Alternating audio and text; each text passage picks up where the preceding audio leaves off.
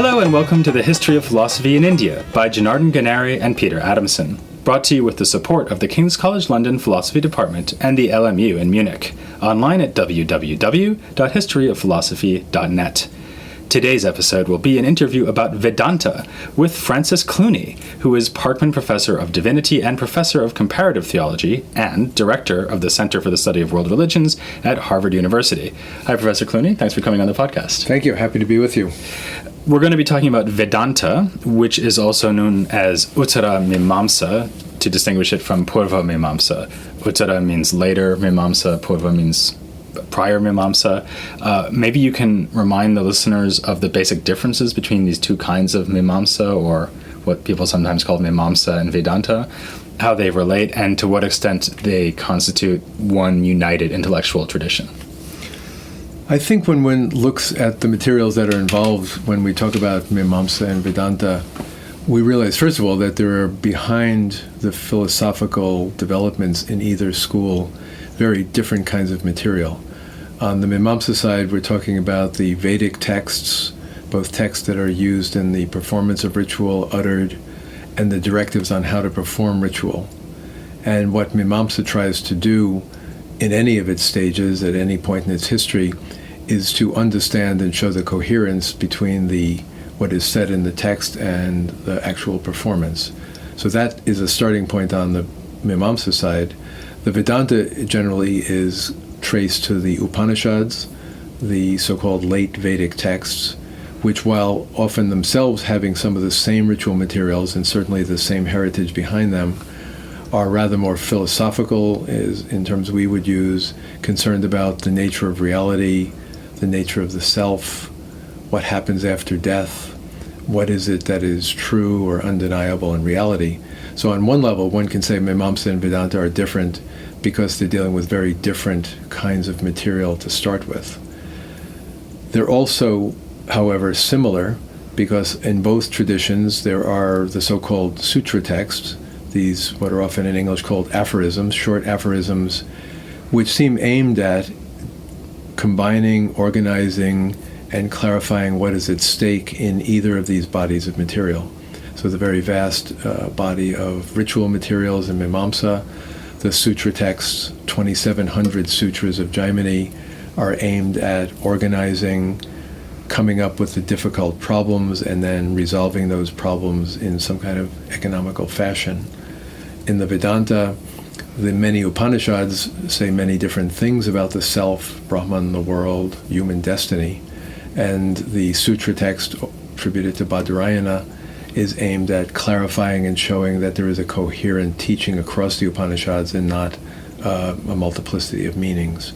So both have something of similarity of style, a similar, you might say, scholastic intent to show the harmony of the texts that are being dealt with, but both really come from different bodies of material that naturally would make one expect there to be differences between Mimamsa and Vedanta. On the other hand, I guess that the Mimamsas and Vedantins themselves think of earlier Veda and later Veda, or the Upanishads, as itself being a united body of texts, right? I mean, that's the Veda broadly considered. Yes, when one steps back and looks at the material, it's not simply simultaneous representations, ritual on the one side and more philosophical investigation on the other. But any scholar of the Vedic materials and the Upanishads would say, well, these are in some way related as stages, chronologically earlier and later in a singular development over time. It's not necessarily the case that the later is better or more mature, but nonetheless, the later does seem to presume the earlier. And therefore, whether one is looking at it through the eyes of a Mimamsa ritual scholar or a Vedanta philosophical scholar, the presumption on both sides would be that the earlier and the later are integrally connected with one another and are together for some purpose. Right, okay. So we've got a layer of texts, in a sense, or a layering of texts. We've got these original Vedic texts, including the Upanishads, then we've got these sutra texts, the aphorisms, which systematize and deal with problems. And then we've got layers of commentary on these sutras, and some of the most important figures in both prior Mimamsa and Vedanta are commentators, like Shankara, for example. Now, you, in some of your early work on Mimamsa, Purva Mimamsa, emphasized the opportunity and importance of excavating the meaning of Jaimini's sutra text and trying to, if not strip away the later commentary, at least trying to appreciate the sutra for its own sake. To what extent do you think that that's important and possible in the case of the Vedanta Sutra written by Badarayana? I think in both cases it's a necessary question to raise, first of all, because the two sutra texts that we have, the approximately 2,700 sutras of Jaimini in the Mimamsa, the approximately 500, perhaps a few more in the case of Badarayana, are, as it were, floating in space. Clearly, it would be hard to imagine that an author sat down one day and composed these vast sutra texts without any context. And they both give the impression of being located in teaching traditions. In fact, they may be reminders both to teachers and their students of the topics that need to be considered. And probably themselves, therefore, in their early stages of development, were teaching tools in the lively context of debating on the one hand the ritual problems, on the other hand the philosophical problems. However, over time, we then have the perhaps receding or detachment from those teaching contexts, and we have these settled texts, the sutra texts, which, if they were meant to be reminders of an ongoing discussion, can seem rather more obscure if those ongoing discussions are no longer ongoing, or if those who are reading the text were not part of those discussions. And therefore, almost inevitably, in the case of these sutra texts, or in fact any sutra texts, questions arise about, well, what is the context of this argument? What exactly is meant by the position that's being presented here? And in fact, because the sutras are meant to be reminders, kind of devices for prompting memory regarding larger arguments, they're often extremely brief. Rarely are they full sentences, often just a word or two. And therefore, problems of interpretation come to the fore. What exactly is being meant in this context? And even though we would hope that the commentators would be part of living traditions of the teaching of these texts, they may be, on the one hand, Shabara, separated by 2 or 3 or 4 centuries from the Jaimini Sutra composition, and Shankara could be, again, 2 centuries later than Badarayana. So one has to trust that something coherent and continuous went on in the teaching tradition, and that in some way they're related to these materials, but the gap of time doesn't necessarily raises the issue of, do we actually understand what the original text was intending? And we can tell from both Shabara and Shankara that there's also been intervening debates. Just as the original sutras sometimes allude to other people's views, then sometimes Shabara and Shankara allude to other people who are between the sutra and themselves. And so we can see that even though those works are lost, those other ideas are kind of preserved in the commentaries themselves. Yeah, I mean, because they are teaching traditions, we know in both cases, first of all, both sutra texts mention the name of older teachers prior to the sutra text. But the commentators, Shabara on the one side and Shankara as the first commentator of Vedanta on the other side, whose written work has come down to us, are referring to other opinions, occasionally to a named teacher, said this or that, but often more vaguely saying there are some who say this, there are some who say that. Those arguments in the intervening centuries are often further development of arguments that are in the sutra texts themselves, which are argumentative texts. But nonetheless, clearly Shabara on the one side, Shankara on the other, are trying to encapsulate and then take a strong opinion regarding debates that have happened before their time. When I asked you to sort of explain the difference between Mimamsa and Vedanta, you said, well, Mimamsa is more about ritual, Vedanta is more about philosophy or philosophical issues. And of course, in our series, we've also been treating Vedanta as a philosophical tradition, since it's a podcast on the history of philosophy. But you're a professor of comparative theology, and I wanted to ask you whether you think that it's legitimate, or maybe even more legitimate in some sense, to think of Vedanta texts as theological works as opposed to philosophical works. I think, I would say, if I could back up for a moment, in both cases, both the Mimamsa and the Vedanta, there is a distinction between, on the one hand, the ritual practice, the meditative practices, and the issues that arise immediately.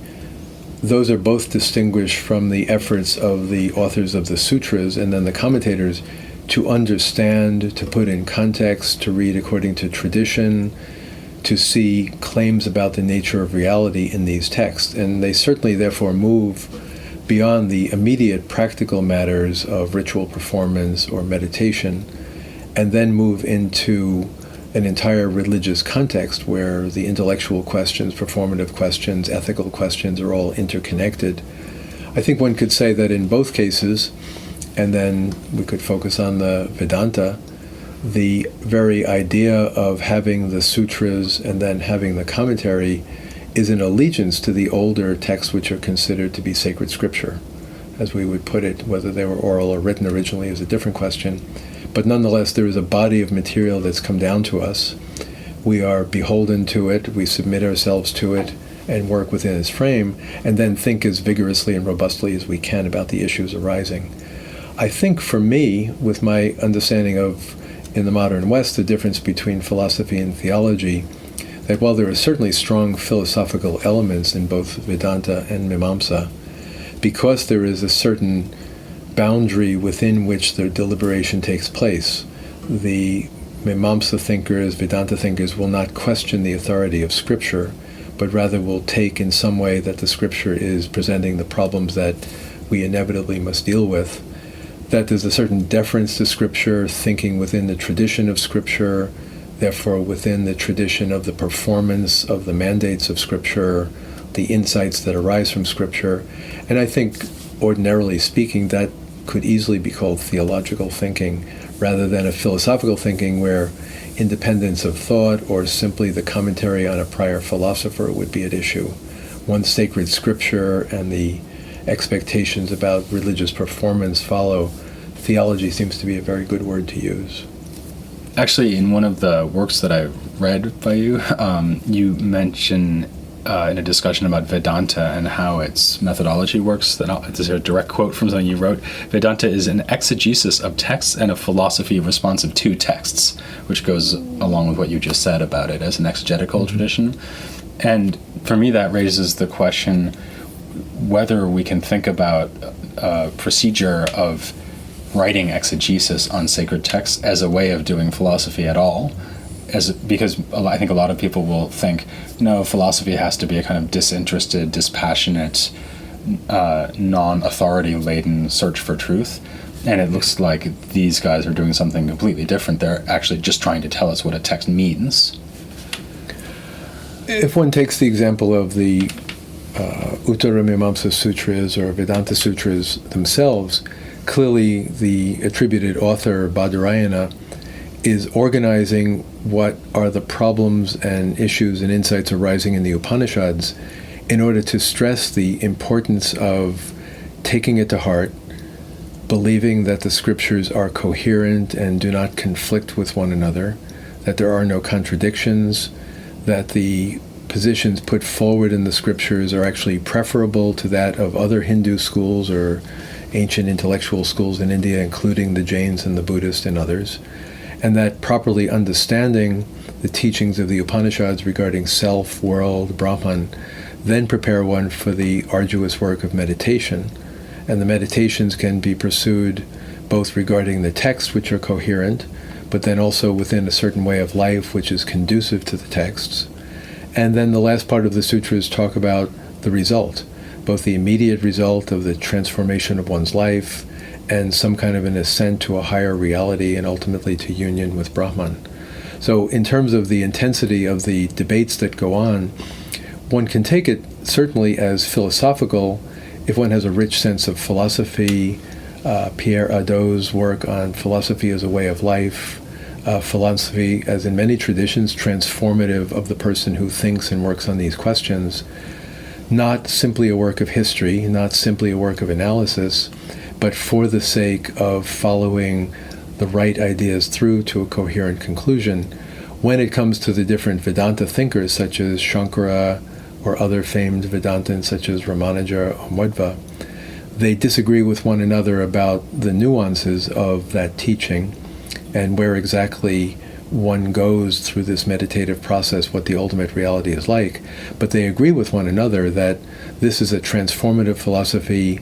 The clarification of understanding, the facing the questions, the removal of errors transform you in the current moment and also prepare you for a life that really passes beyond this world, as the Upanishad says, the Chandogya, in a way that one does not return again to ordinary existence. I guess, though, also the core idea of Brahman seems to be simultaneously a philosophical and theological idea, because on the one hand, there's a metaphysical question here. What is Brahman? How does the phenomenal world relate to Brahman? And you have this very radical answer in Shankara, which is that the phenomenal world is actually an illusion, or is just maybe the way that Brahman presents itself to us. And that sounds like a philosophical proposal, really, with a kind of skeptical turn. On the other hand, Brahman seems to be, in some sense, an object of worship as well, or at least reverence. So you might, and in fact, I guess people often think of Brahman in Vedanta as being God. And so you might think that this is, in a way, either both theological and philosophical, or maybe the distinction breaks down here. I think you are right in saying that there are certain issues raised in the Vedanta, the teachings about the world, the teachings about Brahman, that are legitimately available for philosophical analysis. And one can have metaphysical questions of the one and the many, philosophical questions about how time relates to a timeless reality, the questions of sense knowledge in relationship to a knowledge that goes beyond the senses, a kind of idealism regarding a pure sense of self or a pure sense of ultimate reality. And these questions can be understood and have, in India, but not only in India, been explored and debated over many centuries. What is distinctive to Vedanta, I think, is a certain skepticism about the ability of the human mind on its own to speculate about these questions in a useful fashion. Because there are so many different possibilities about, is Brahman the same as the world? Is Brahman greater than the world? Is the world real? Is the world illusory?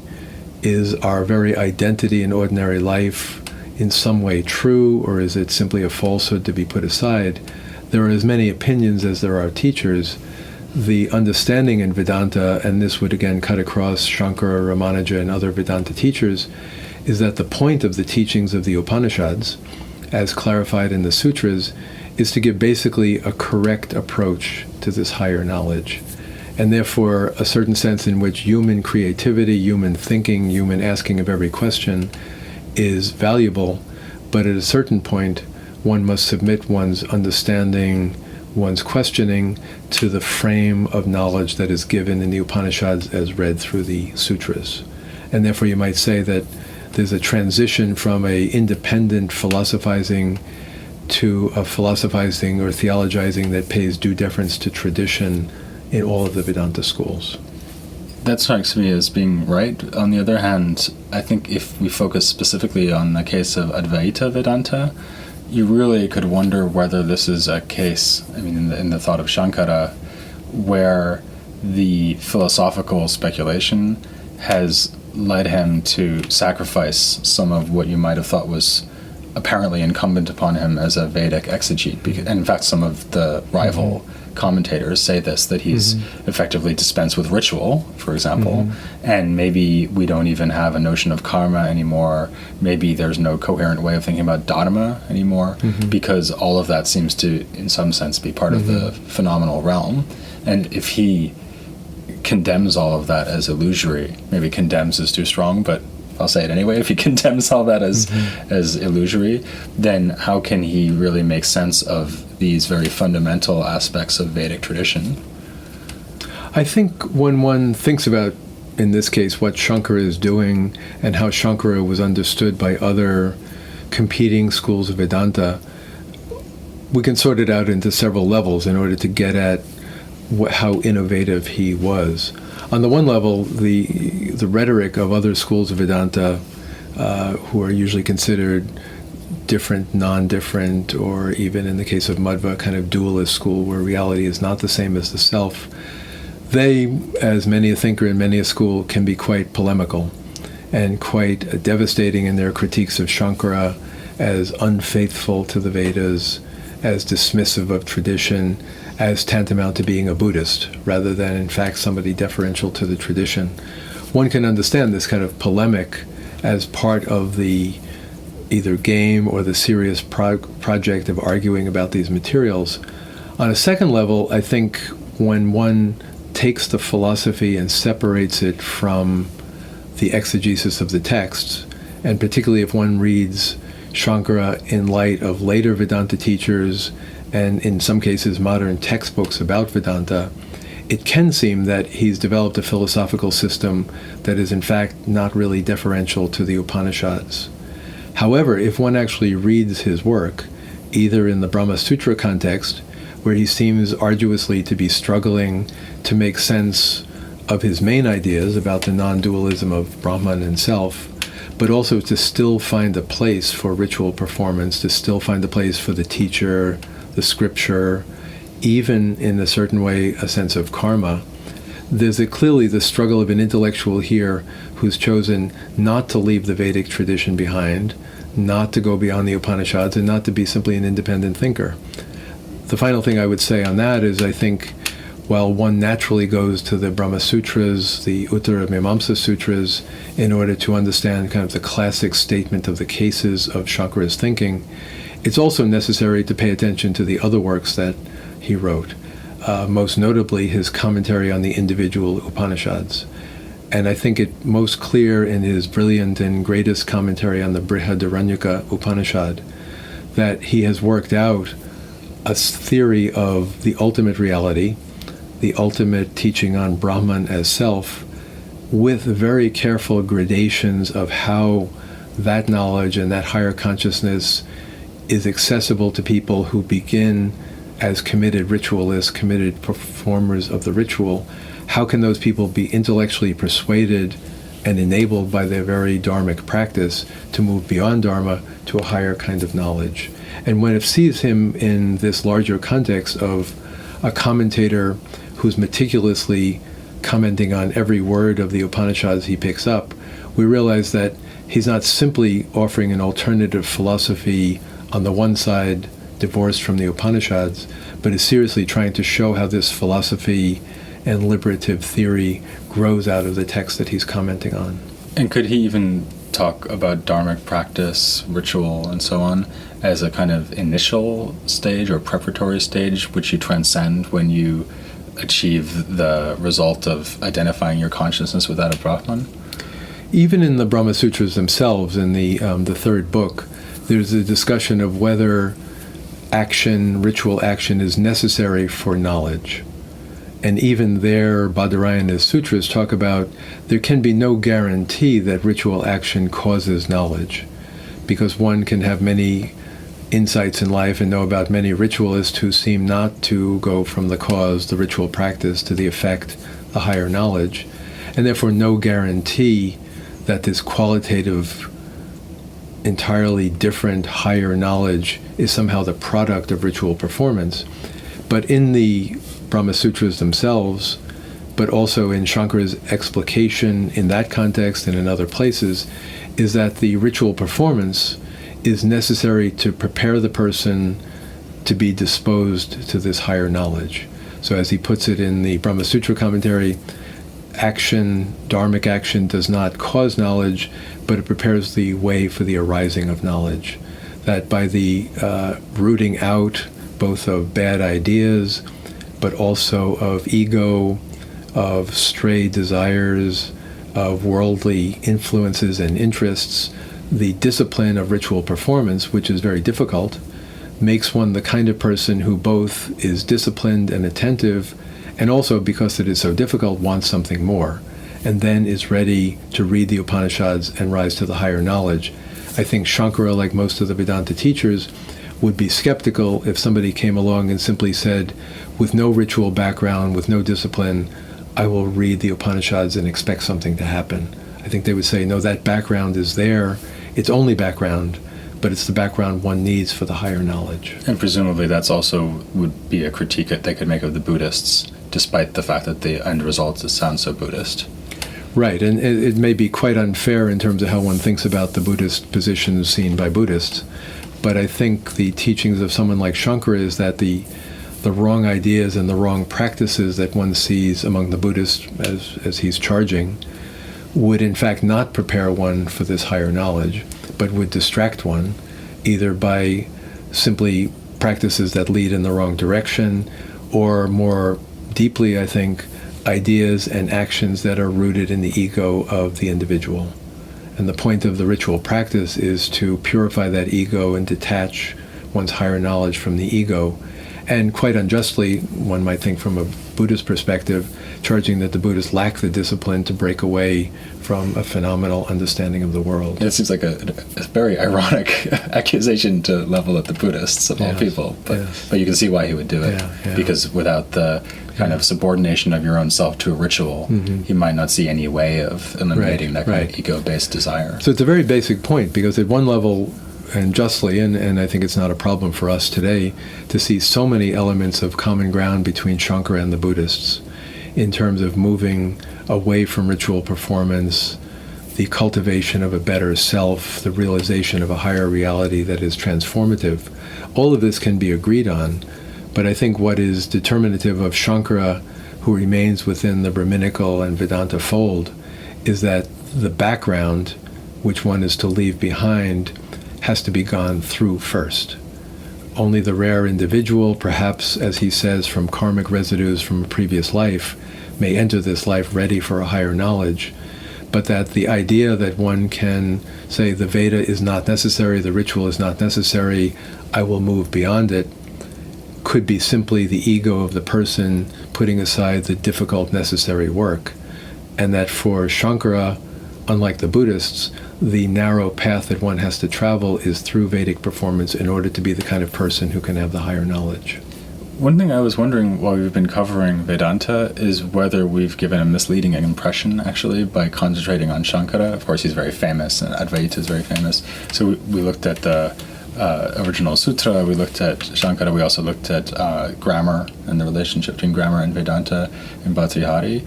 But there are all these other sort of strands within Vedanta. Do you think that it's a kind of mistake or distortion of Vedanta to concentrate on Shankara? And would it even be fair to say that some of the other Vedantins are much more interested in retaining a final place for ritual in their kind of framework, so that we could think, if we could think that maybe Mimamsa as a whole, both Purva and Uttara Mimamsa, is still a very ritual-based tradition, and then Shankara is a kind of an outlier or exception to that? I think if one goes back to the original notion that for all of these Vedanta thinkers, the Veda, the ritual practice, the sutras, the Upanishads, the meditation are all in some way connected with one another, then one has to ask a very hard question about the Shankara tradition, whether for the sake of a purity of a higher knowledge, for the sake of kind of an absolute transition which leaves the world of practice behind, Shankara has perhaps offered a very fine narrative of a higher knowledge that is irreversible, but may in fact be oversimplifying, and although he would not put it this way, improving on the Upanishads and improving on Badarayana sutras.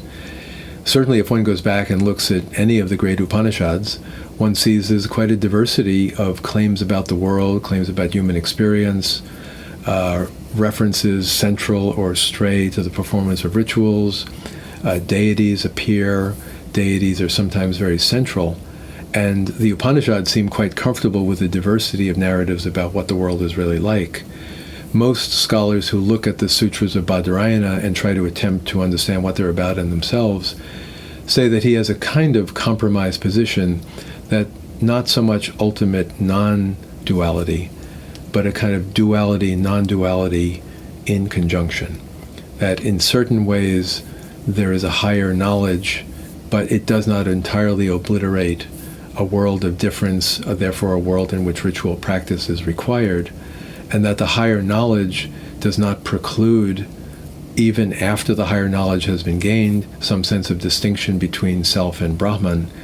In the theistic schools of Vedanta, it easily follows, such as in the work of Ramanuja a few centuries after Shankara, that the realization of the teachings of the Upanishads is possible in a world where there is still some differentiation, and most important in that differentiation is the existence of Brahman now as the Lord, whom one worships, to whom one offers puja, sacrifices, and the like.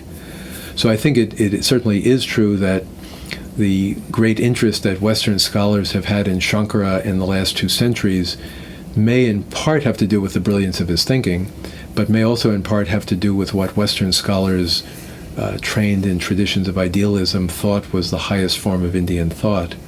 Whereas people who have a theological background or a sense of knowing actually the Upanishadic heritage well can concede that the other schools of Vedanta may actually gain insights into the sutras, the Upanishads, and into Brahman that Shankara, for the sake of his zealous clarification, may have put aside. And if the idealist connection isn't the only or best way to think about what Vedanta can give us, if we're thinking about this a project of comparative theology, which is what you do here at Harvard, what do you think Vedanta as a whole brings to that kind of endeavor? I mean, if people are interested in comparative religion or comparative theology, is there something distinctive that Vedanta, both in Shankara and in other Vedanta thinkers, is there something distinctive that they bring to that kind of project? I would say that the incredibly rich traditions of Vedanta, and they'd be even doubly rich if one looks at them in relation to the Mimamsa ritual theory and the entire world of the Veda, give us an extraordinarily developed, sophisticated, multi-generational tradition of interpretation, of understanding of reality that is on many levels multi-dimensional and very insightful about the nature of the world and reality. And that if one is open to the idea that this is theological learning because it's deferential to tradition and scripture and also open to the possibility of transformative practice, then either in Shankara's version of it or Ramanuja's or other later versions of it, these are magnificent theological systems. Not simply in the sense of doctrines of God or defenses of doctrine, but the entire apparatus of thinking through the nature of reality, taking words seriously, taking experience seriously, taking practice seriously, and believing that in the end there is an ultimate truth that one can reach in some way. To see the Vedanta systems in their wholeness with the subtlety of their commentarial complexities is to see outside the West and outside certainly the Christian tradition full-scale developed theological understandings of the world. And I think for somebody like myself who's interested in comparative work, it is very important not simply to see the other traditions as simply, you might say, the raw material for our consideration as we perpetuate our own models of theology, but rather to realize that the thinkers of these great traditions of the East, and in this case Vedanta, are our intellectual peers. That the kind of thing we hope to do through our thinking, both in classical philosophy and modern theological thinking, we actually have peer thinkers in these traditions who are doing from different sources with different styles of reasoning, different questions in a different language, nonetheless the same kind of work of understanding reality in a whole and complete, effective way as we are ourselves doing. Okay, well, I couldn't agree more with that. And next time we're going to be moving on to look at yet another strand within these Vedic traditions, and this is the Samkhya school, which was criticized by the Vedantins, as has already been mentioned in the previous episodes. So that's what's coming up next time. For now, I'll thank Francis Clooney very much for coming on the show. You're welcome. Thank you. Happy to be with you. And please join us next time as we begin to look at Samkhya here on The History of Philosophy in India.